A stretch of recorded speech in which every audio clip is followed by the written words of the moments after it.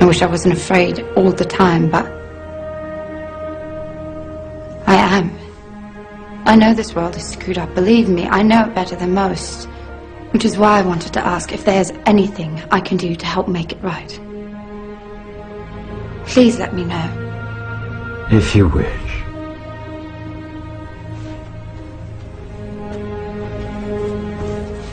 Be very Anniversum Fifus Fisi. By the power of truth, I, while living, have conquered the universe. Personal motto? From Faust. That's about trying to cheat the devil, isn't it? It is. And speaking of the devil, I was wondering if your offer to help was still standing. Of course. It appears that unforeseen circumstances have accelerated my original plan. As a result, I'm in need of someone with some theatrical skill. I'll do my best. I believe you will. We are consciousness. All that is, has been, and ever will be. There is nothing to fear. Whatever happens, we are always that. Mind fears, because it's programmed to fear. When we're conscious, there's no fear in this. It's a shake of the head. Pathetic. Pathetic. Pathetic. And we need to do this. Compliance. We need to challenge that. Not with violence, not even with aggression. We just need not to fight it. We need to walk away, because without our acquiescence, it cannot survive. You know, when you look at a pyramid, we've been manipulated to believe the power in a pyramid is at the top. It ain't. The top of the pyramid is there because the rest of the pyramid's holding it up. We're holding this whole thing together. There's this story I told many years ago of a British comedian called Larry Grayson, who died. I kind of knew him vaguely, and not closely, but vaguely. And I went to his memorial service in Covent Garden, and this other comedian did this tribute to his life in which he read out this story that Larry Grayson had told him. When they were going around the variety halls and the theatres in the 60s, they had this all-male show. And Larry Grayson was the only woman in it because he was dressed up as a woman. And he said that the end of the show, the last scene, all the sailors, all the men came on dressed as sailors, and they were singing Rule Britannia. You know, Rule Britannia, Britannia rules the waves. Oh, I'm very pleased for you. Okay? And as it built up, Larry Grayson would come on dressed as Britannia with the helmet and the shield, and he would be manhandled up the side of this pyramid to the top for the big finish. And he said one night, he said things seemed to be going rather well. He said, and then I noticed that a sailor in the bottom left-hand corner had got rather a cough. And this cough got worse and worse and worse to the point where the sailor couldn't stay in the pyramid anymore and stepped out of it. Larry Grayson, symbolic of this elite at the peak of the pyramid, ended up in the second row. And the elite, the power center, had done nothing to bring about this. One sailor, the bottom of the pyramid, had got a cough. And the whole thing collapsed. And I listened to that and I thought, my God, yes, that's it. We, the powerless people, are holding the powerful people up there, and they know that. They're terrified of us realizing that. Do you remember that movie, animated movie, A Bug's Life? A Bug's Life with the grasshoppers? And what happened was, there was these ants, an ant island as they called it, and these grasshoppers used to come every year and take all the food, and the ants had to spend a whole year gathering the food together for the grasshoppers because they were terrified of the grasshoppers. There weren't many of these grasshoppers, and one day they're in their winter quarters in a tree, these grasshoppers, and they've got all the food they need, and someone suggested among the rank and file grasshoppers that they didn't need to go to Ant Island this year because they had all the food they needed. And then out came the leader of the grasshoppers to tell them the facts of life, and the few are going to control the many. It's a wonderful speech. If you ever can see that movie, A Bug's Life, I do recommend it. And he said, basically, They outnumber us 100-1. And if ever they figure that out, there goes our way of life. So we have to keep the pressure on, basically. We have to keep them working, so they don't figure out where the real power is.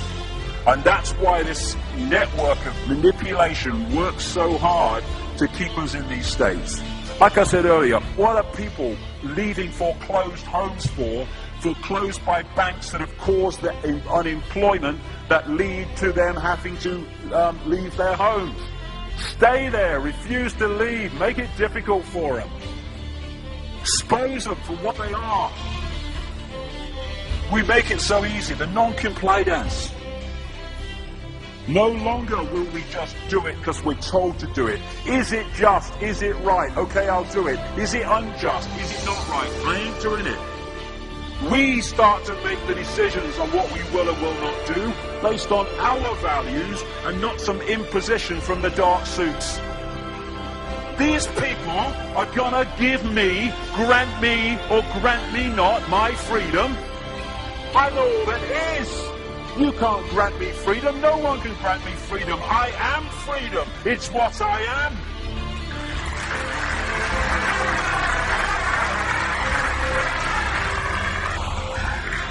The big question, what would consciousness do? What would consciousness do in this situation?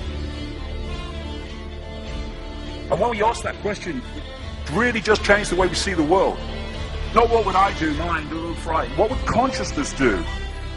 You know, this is a great line. If it's not right, don't do it. If it's not true, don't say it.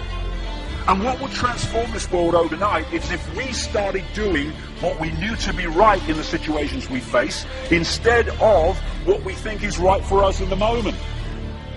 Not what are the consequences for me, or what's the best thing for me, how do I get the best deal out of this? What is right?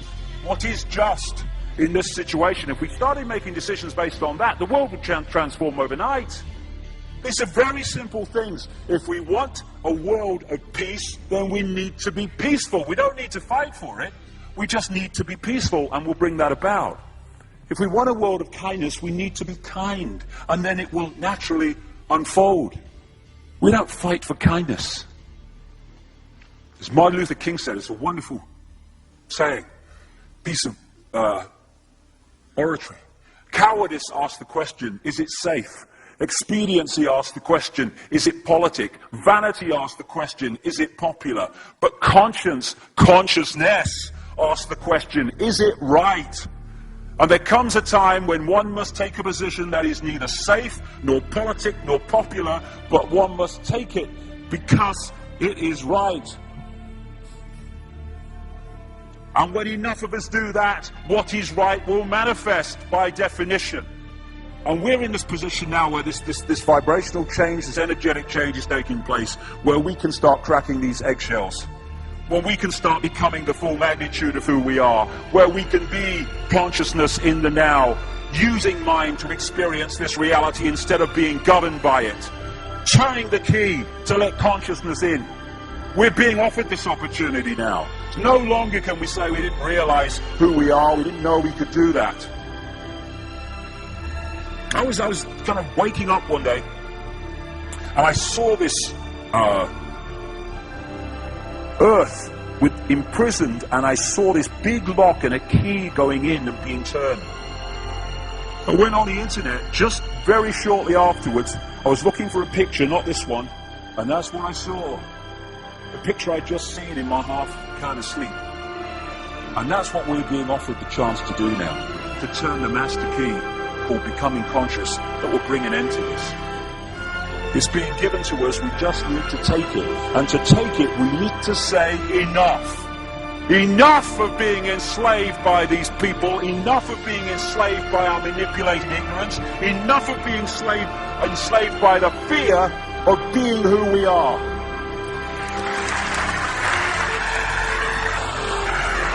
Enough! It is time to fly. It is time to fly. Thank you very much.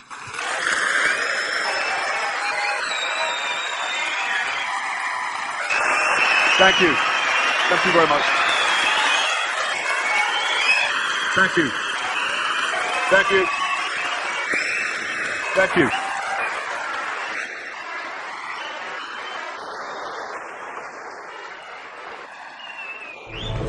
Enemy is approaching fast. Requesting orders. General, what should we do? There's no response from command.